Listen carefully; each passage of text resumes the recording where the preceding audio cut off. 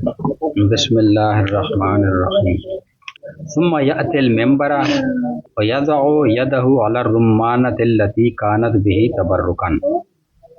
بأثر رسول الله صلى الله عليه وسلم ومكان يده الشريفة إذا خطب. پرین میں دا سبق ویلو چې د سلومنا بعد وی د دعا د پورا د نبی علیہ السلام سر مبارک څنګه ودرېږي په شان د اوله بیا وی هغه دعا تیرا کو چې اللهم انك قلت وقولك الحق ولو انهم اذ ظلموا انفسهم جاءوك فاستغفروا الله واستغفر لهم الرسول لوجدوا الله توابا رحيما وقد جئناك سامعين قولك طائعين امرك مستشفعين بنبيك اليك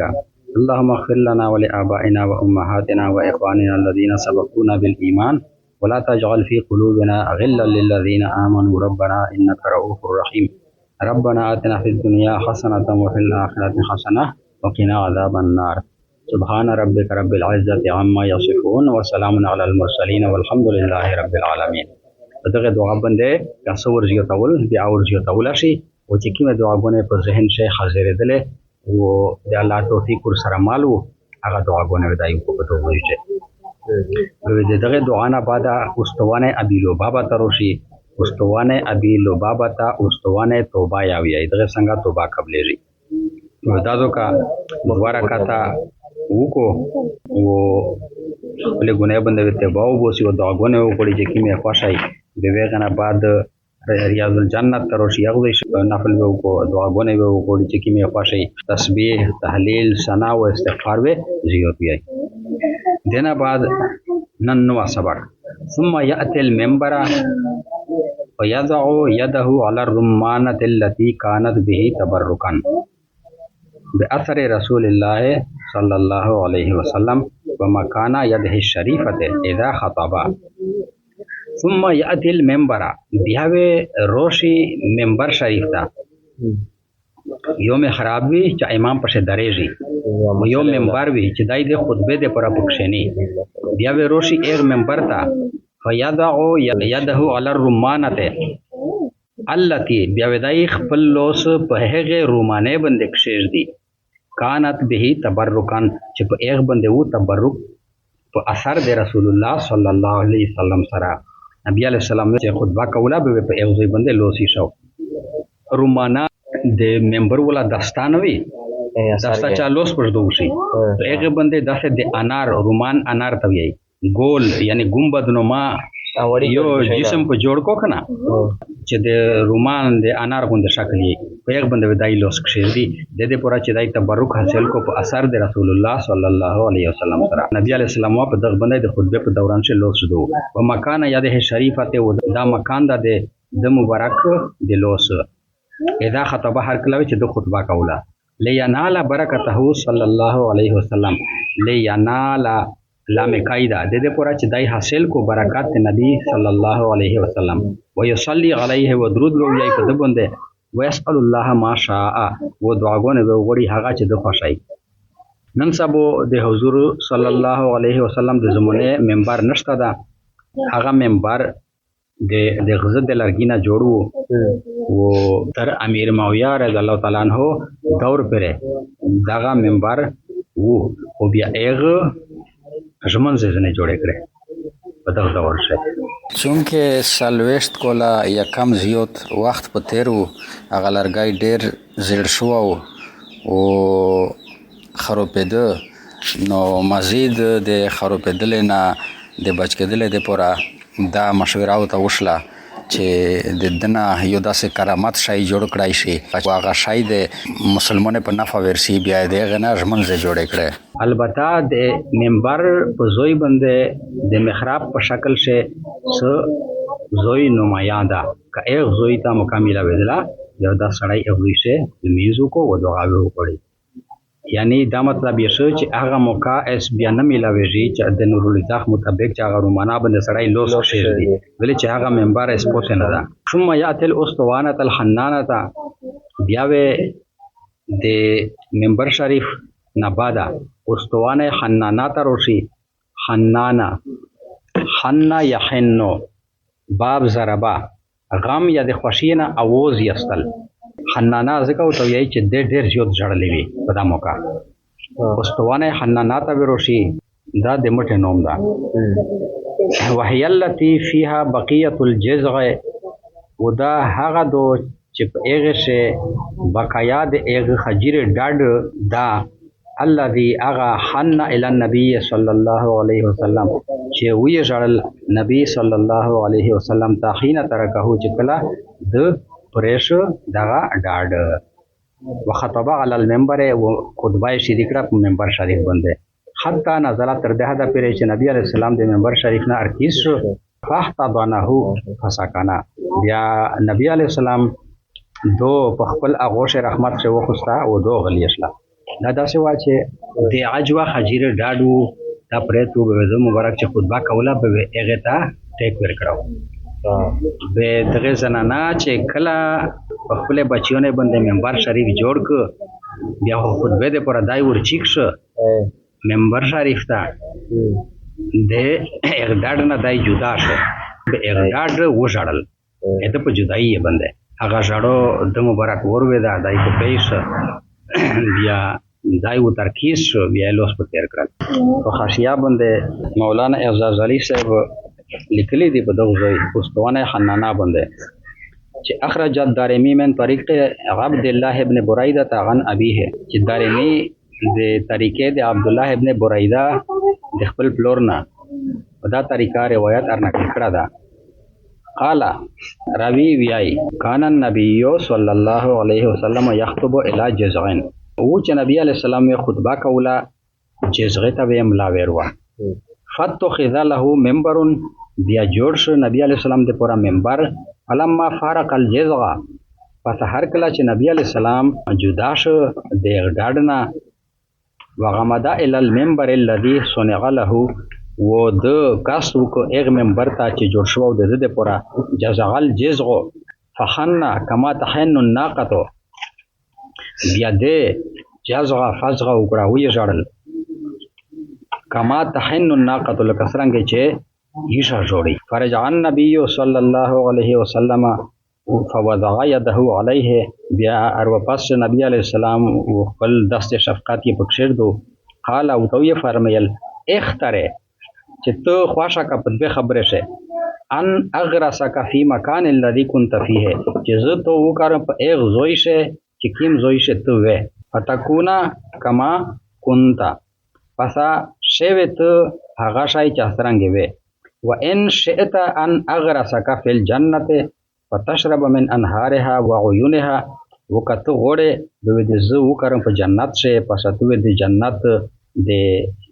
انهاره و د جنت د چینه ای بچ شه.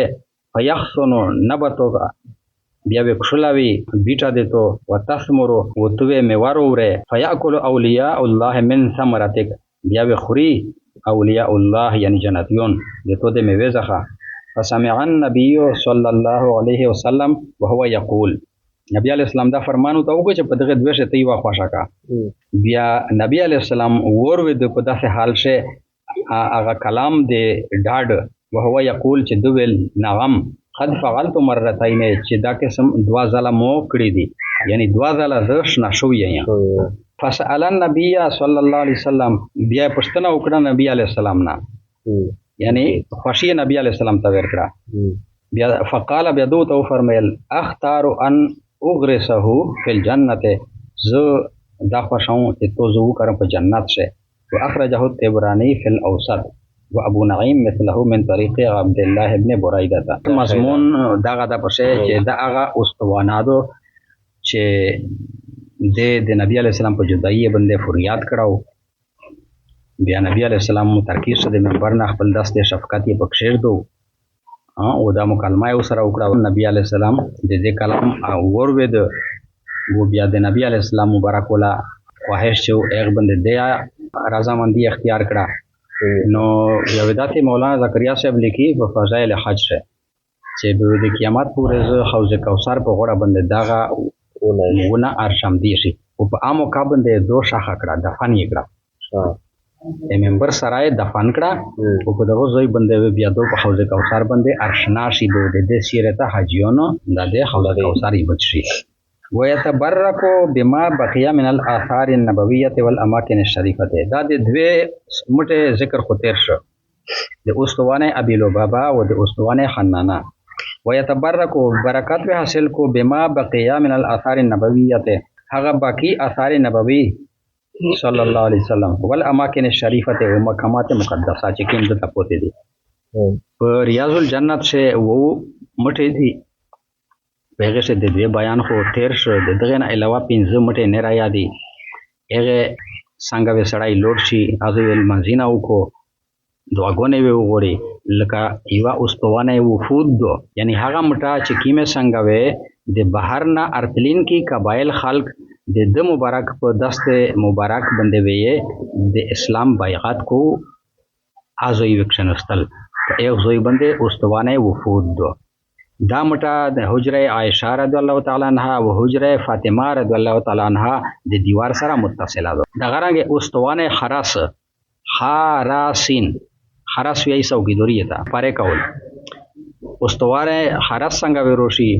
په شری شه حضور صلی الله علیه وسلم په دروازه باندې وی پهرا ور کول اشلا پیره ور کوین کا وی د دغه مټه څنګه نوستو ورسته بیا الله تعالی په قران کریم سے اعلان فرمایي چې د توخه فضات خپل الله تعالی فرمایي نو د دو اعلان نه بعد یې د پیره سلسله ختمه کړه. د غرانګه اوستوانه جبرائیل علیه السلام دو چې هغه مټه څنګه وی واخی روړه حضرت جبرائیل علیه السلام وی نوست لیدل شو دغه زویتا مقام جبرائیل وی د زوی شاد دعاګونه قبلېږي. د غرانګه اوستوانه سریر دو چې حضور صلی الله علیه وسلم د اعتکاف زوی دا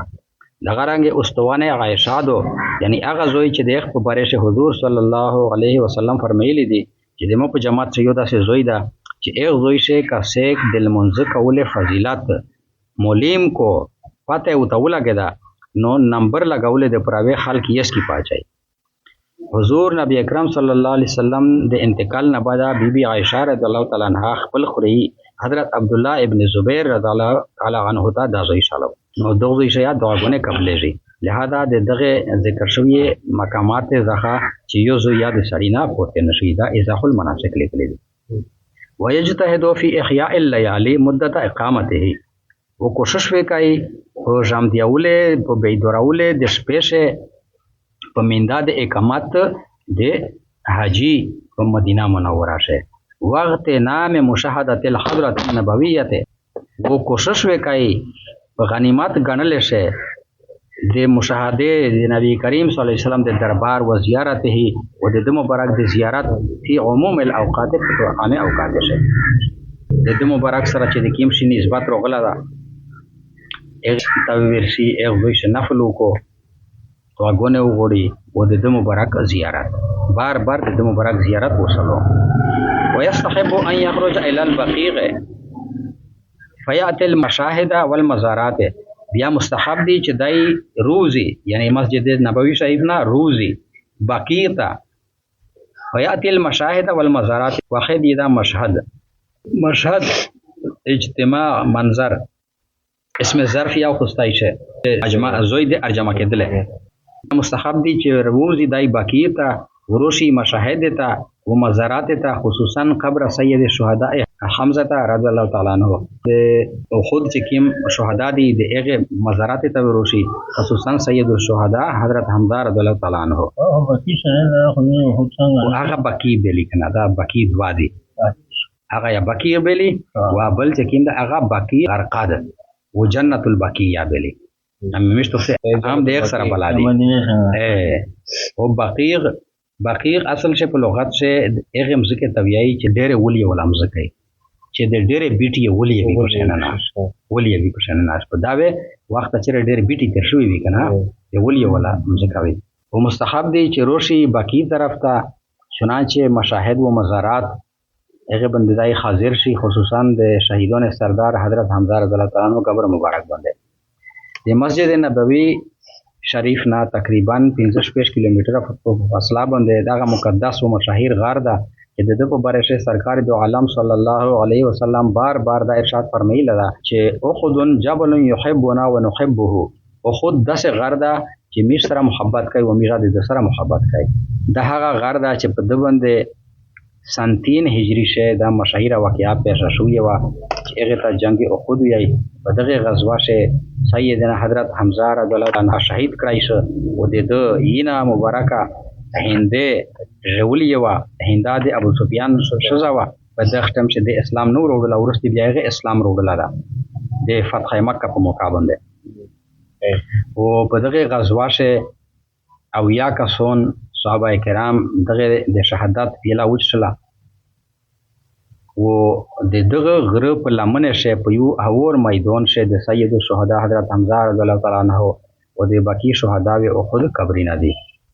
دغه قبرستان په چاردیواری سره ارګراو شو ده او جالیدار خندق دی.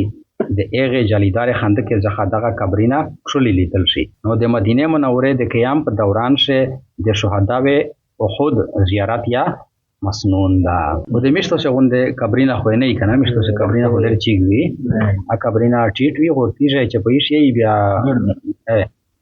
لیا ګړ دی لیا خلی واد وی تیږه چې په بس هغه د قبر علامات وي. هغه خلق یغه دي کنه غیر مقلد دي کنه.